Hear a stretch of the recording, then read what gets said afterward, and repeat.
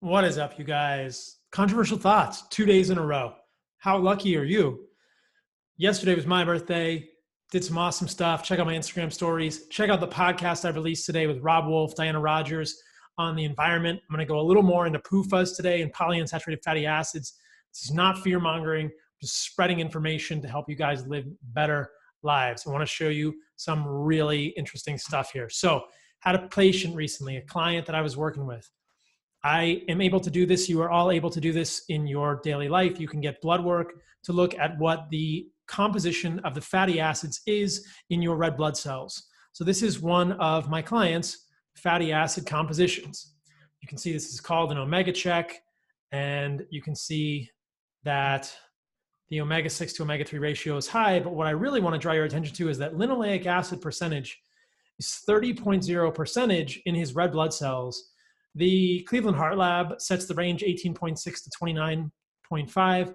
I generally like to see this even below 18% in red blood cells in my clients and myself, and that's what I generally do see.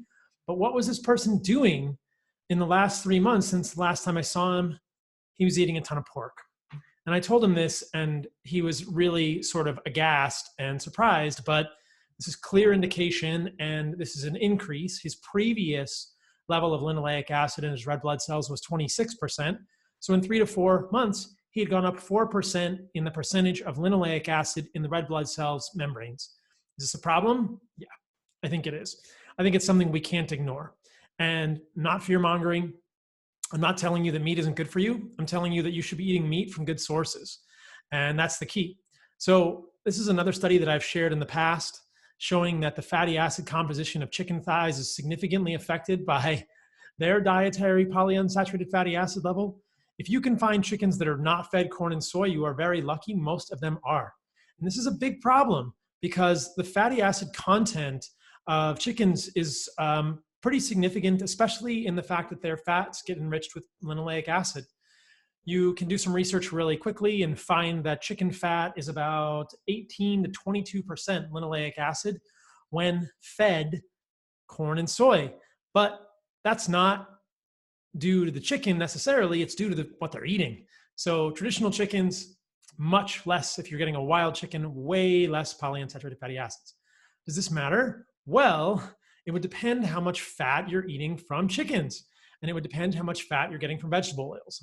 Basically, I think that the take home here is that it's very hard to argue with the notion that a high percentage of linoleic acid in your diet is a metabolic nightmare. And you want to keep the percentage of linoleic acid in your diet very low, meaning that of all the fat you eat in a day, say it's 100 grams to make it easy, you want only 2 to 3 grams of that to be linoleic acid, okay? So you can do this calculation for yourself. Chicken fat is 19 to 22% linoleic acid. So if you're getting 50 grams of chicken fat per day, you're already exceeding that kind of number there for 2 to 3 grams of linoleic acid per day if you're getting 100 grams of fat per day. It puts us behind the 8 ball if we are eating lots of foods that are above 2 to 3% of linoleic acid. Pork is a little lower. It's about 13 to 12 to 13 or 14% linoleic acid in the fat of pork. And no, I have no intention of ever selling you guys low PUFA pork. I'll leave that to other people who are farmers. We're working with white oak pastures to make better pork and feed the pigs better food that'll be more consistent, more species appropriate. We're trying to do chickens with white oak that are not fed corn and soy to get you guys better food. I'm not going to do it. I have no financial investment in white oak pastures other than the fact that these are amazing people in my family. I'm not going to sell you guys chicken and pork. That's not my intention. My intention is to spread information here. So anyone that says otherwise is delusional. But I want to show you guys a quick breakdown of the amount of fat, linoleic acid in different fats. So you can see this is Wikipedia, linoleic acid. The references are here. You can see, surprisingly, Brazil nuts are pretty high in linoleic acid, 41%. What else is here? Corn oil, 58%. Cottonseed oil, 54%. Grapeseed oil, wow, that's interesting, especially when we're told grapeseed oil is healthy. 75% linoleic acid. Hemp seed oil, 54% linoleic acid. How much of this oil are you getting per day? Let's keep going down here. Safflower, lower, 12%. This is the high oleic acid safflower oil. Sesame, 41. Soybean, 34 to 51 really percent uh, linoleic acid, and this is the most highly consumed vegetable oil in the country. Sunflower 65, and this less sunflower 39, but most sunflower is 65. So what do we take away from this? Peanut, very few people eat it, but 31%. I'm showing you that you can just do a calculation based on the fat that you're eating per day and the percentage of linoleic acid in those various fats, and get a sense of how many grams of linoleic acid you're getting per day. And you really don't want that number to be more than 2 or 3% of your dietary fat. This is the key number. And this has been shown time and time again. If you remember from the study that I showed just yesterday, looking at the alcoholic mice, which I think is an amazing study. And it showed that when the mice diet, and again, mice and humans are different, but in the mouse diet, when they enrich the feed with too much linoleic acid, moving it from even 2.5% as linoleic acid, they started to see liver damage. And other studies have gone further with 8, 9% linoleic acid. And in humans, we see this. If you're up at 8 or 9% of your fat as linoleic acid from all sources, you're going to have metabolic problems, period. That's just the way it goes. This is just human biology reacting negatively to a molecule that signals in human biochemistry. So we can't ignore this. And this is all I'm trying to say, that know where your linoleic acid is coming from. And it's not from ruminants, it's from chicken and pork, but it's mostly from vegetable oils.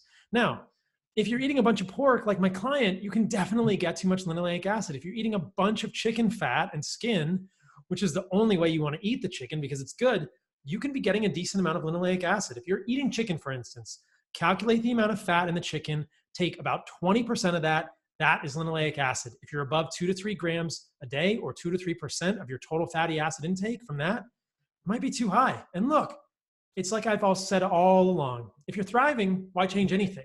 But if you're not thriving, this is definitely a point that you can move to get better health. And if you don't know, check your red blood cell linoleic acid levels. You can do this. It's called Omega Check. And I think that anyone who's critical of these ideas and saying this isn't a big deal is never going to show me their linoleic acid in the red blood cells because they're not going to do these labs. So that's that. But that's the takeaway, that it's coming from a variety of sources. You don't want it in your diet. It's not something to ignore. Is a little bit of chicken every once in a while going to kill you? No. If you eat it every day or you make it the majority of your diet, is it a problem? Yeah, it could be, especially pork. It's even fattier. So pork is fattier than chicken, but just do the calculations. Pork is 13%. Chicken is about 20% linoleic acid. I showed you the other vegetable oils, with none of which should be in your diet at all. So that is the first thing I want to talk about in this Controversial Thoughts video. The second thing I want to talk about, like I said, is that my new podcast with Rob Wolf, Diana Rogers, is out right now. Check it out. Here's a fascinating letter that was sent to the US government by Nina Teicholz from the Nutrition Coalition, and alerting them that the one or more individuals that comprise the Dietary Guidelines Advisory Committee contacted them with several concerns regarding the committee process and the review of scientific studies. You guys can read the whole study here, or you can search for this Nutrition Coalition letter to the USDA, HHS from Nina Teicholz. Nina and I did a podcast. Basically, the take home here is that it's just like what happened with red meat and cancer. Studies are being ignored that should not be ignored. The committees are being rushed. We're not being allowed to consider things. And the guidelines are being made in a crappy way that doesn't consider all of the evidence. So this is really concerning that it is happening again. If you believe that Beyond Meat or Impossible Foods are good people, you are wrong. The Impossible Foods CEO says that meat industry will be obsolete in 15 years. That is our mission. The mission of the Impossible Foods CEO is to prevent you and your family from eating the best, most nutritionally dense foods on the planet. That is absolute catastrophe. That's our mission. The transformation is inevitable. Not if I have anything to say about it, not if Rob Wolf and Diana Rogers have anything to say about it, because that is insane. Now, one of the things that I talk about on this podcast with Rob Wolf and Diana is a life cycle analysis, and how life cycle analyses are not being done on many of these products to look at their carbon emissions. Another great article that actually looks at Beyond Meat's supply chain, which requires excessive fossil fuel transport.